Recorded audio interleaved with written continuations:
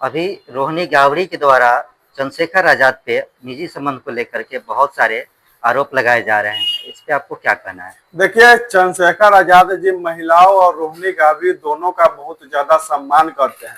हम रोहिणी गावड़ी जी को कहना चाहते हैं, रोहिणी गावड़ी जी आपके नीति, रणनीति और सेहत नीति तीनों से चंद्रशेखर आजाद जी को कोई फर्क नहीं पड़ने वाला है। हम लोग आपको बता देना चाहते हैं कि चंद्रशेखर आजाद जी को आप कुछ नहीं कर पाइएगा।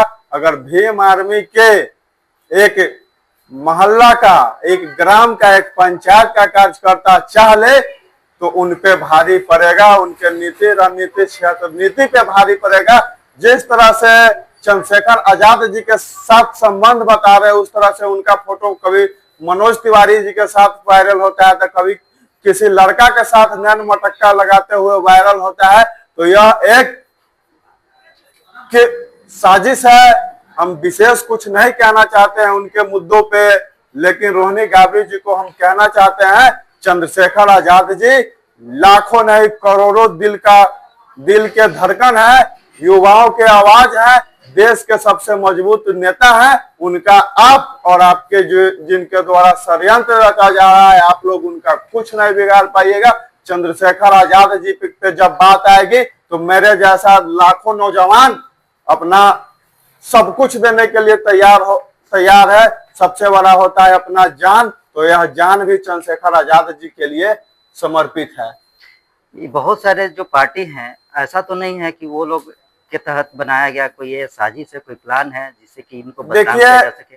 हम उन पार्टी के लोगों को भी कहना चाहते हैं कि आप चंद्रशेखर आजाद जी पे ध्यान न देके अपराध, भ्रष्टाचार, बलात्कार, जो गरीब शोषित वंचित के हक पे डाकामारी हो रहा है, उस पे अगर आप आवाज उठाइएगा, जो समाज आपको नेता बनाता है उसकी बात कीजिएगा, तो शायद आप सफल रास्ता की ओर जाइएगा। आप चाहिएगा कि चंद्रशेखर आजाद जी के खिलाफ भ्रम फैला के हम समाज को दिग्भ्रमित कर दे, तो वो नहीं होने वाला है। चंद्रशेखर आजाद जी के साथ समाज का दिल का रिश्ता है, उससे कोई फर्क नहीं पड़ने वाला है। तो आपको क्या लगता है कि क्या कारण है कि वैसा वो कर रही हैं? देखिए, क्या कारण है, नहीं कारण है, इस पे ज्यादा कुछ नहीं करेंगे।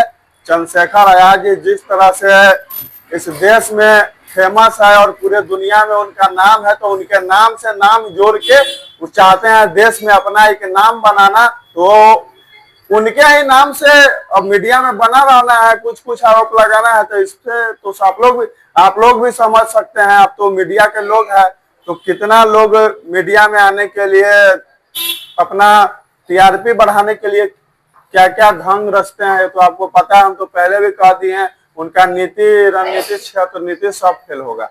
कहीं ऐसा तो नहीं है कि उन्हें भी राजनीति में आना और उसको लेकर के अपना कहीं ना कहीं रास्ता तलाश कर रही हैं? देखिए, राजनीतिक में स्वागत है, राजनीतिक में राजनीतिक करे, लेकिन चंद्रशेखर आजाद जी को बदनाम करके राजनीतिक करना चाहेंगे तो एक टोला, एक मोहल्ला, एक पंचायत, एक वार्ड का भी राजनीति को नहीं कर पाएंगे।